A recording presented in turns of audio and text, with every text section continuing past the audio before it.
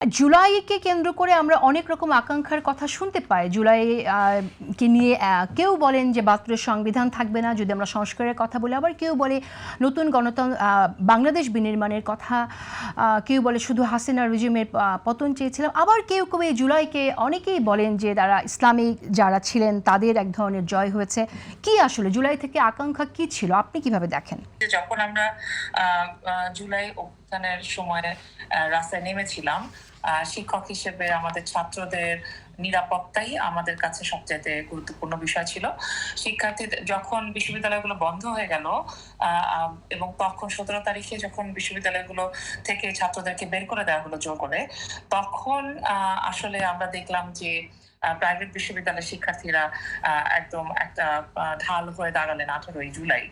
এবং তারপর থেকে আসলে এই যে শিক্ষার্থীরা যারা হয়তো আপনি বলতে পারেন যে আমার বিশ্ববিদ্যালয়ের নয়, অন্য বিশ্ববিদ্যালয়ের শিক্ষার্থী এবং শ্রমজীবী পেশাজীবী মানুষরা যারা রাস্তায় ছিলেন এবং যারা অনিরাপদ ছিলেন, তাদের হত্যাকাণ্ড বন্ধ করা, তাদের উপর নিপীড়ন বন্ধ করা এবং শেখ হাসিনার পতন, কারণ এত মানুষের যে রক্ত, এত মানুষের জীবন যিনি নিয়ে নিয়েছেন শুধু ক্ষমতায় টিকে থাকার জন্য, তার ব্যবস্থাকে টিকিয়ে রাখার জন্য, সেই ব্যবস্থার পতন আমরা চেয়েছিলাম।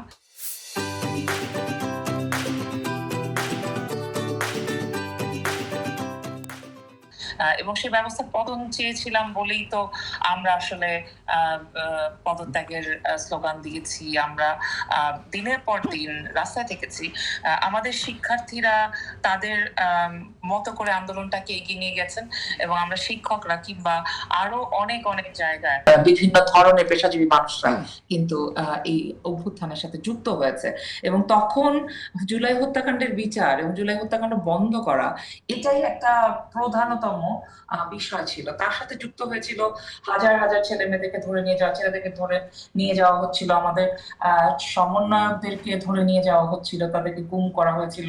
তারপরে আমরা শুনতে পেলাম তারা ডিবিতে রয়েছেন এবং সেই সমস্ত সময়ে এদেরকে যে আমরা আবার ফেরত পাবো, এটাও তো আমাদের কাছে খুব পরিষ্কার ছিল না। সুতরাং আমরা চেয়েছিলাম আমাদের শিক্ষার্থীদের নিরাপত্তা, আমরা চেয়েছিলাম অন্তত জুলাইয়ে আমরা সেরকমটাই ভেবেছিলাম। কিন্তু সেই সময়ের শেষ অংশে গিয়ে আমরা দেখতে পেলাম যে মানুষ রাস্তায় লিখছে, তারা রাস্তায় ছবি আঁকছে, তারা পিলারে পিলারে নানান কথা লিখছেন এবং সেই কথাগুলোর মধ্যে দিয়ে যা লেখা ছিল, সেই কথাগুলোর মধ্যে দিয়ে আমরা একটা বৈষম্যহীন অন্তর্ভুক্তিমূলক বাংলাদেশের কথা ভেবেছিলাম। এমন বাংলাদেশের কথা ভাবিনি যেটা শুধু একটা নির্দিষ্ট ধর্মের মানুষের হবে, যেটা শুধু একটা নির্দিষ্ট সংস্কৃতির মানুষের হবে। আমরা এমন বাংলাদেশের কথা ভেবেই রাস্তায় ছিলাম ৫ তারিখ পর্যন্ত, এবং তারপরেও আসলে আমাদের সেই লড়াইটা শেষ হয়নি।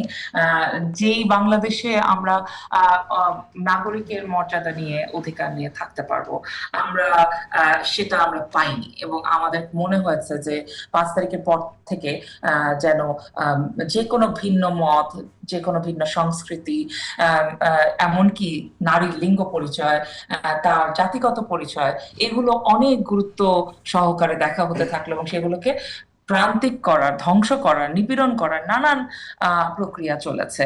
এবং আপনারা দেখেছেন যে বাংলাদেশে প্রচুর আমাদের মুক্তিযুদ্ধের ভাস্কর্য ভাঙা হয়েছে, মাজারে হামলা হয়েছে, বাউলদের চুল কেটে দেওয়া হয়েছে, বিভিন্ন জায়গায় সাংস্কৃতিক আয়োজন বন্ধ করে দেওয়া হয়েছে।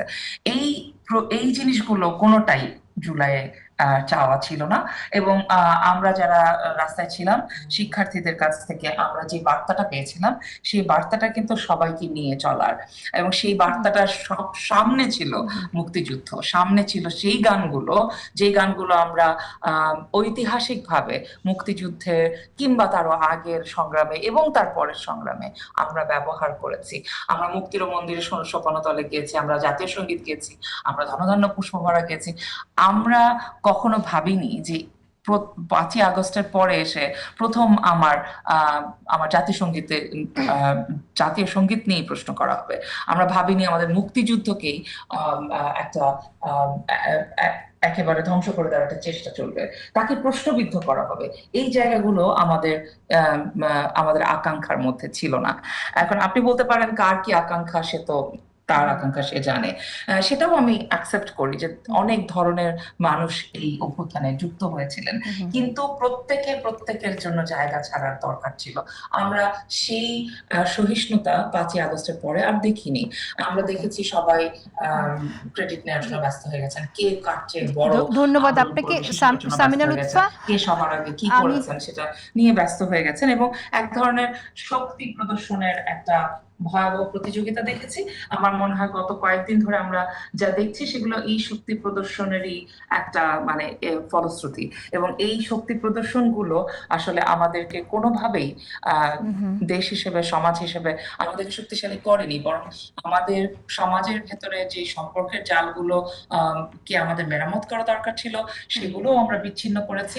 আর তার সাথে যুক্ত করে নেন এই যে পতিত যে সরকার, তার যে ব্যবস্থা, তার যে সমর্থক কুল, তারা কিন্তু প্রতিনিয়তই চেষ্টা করেছেন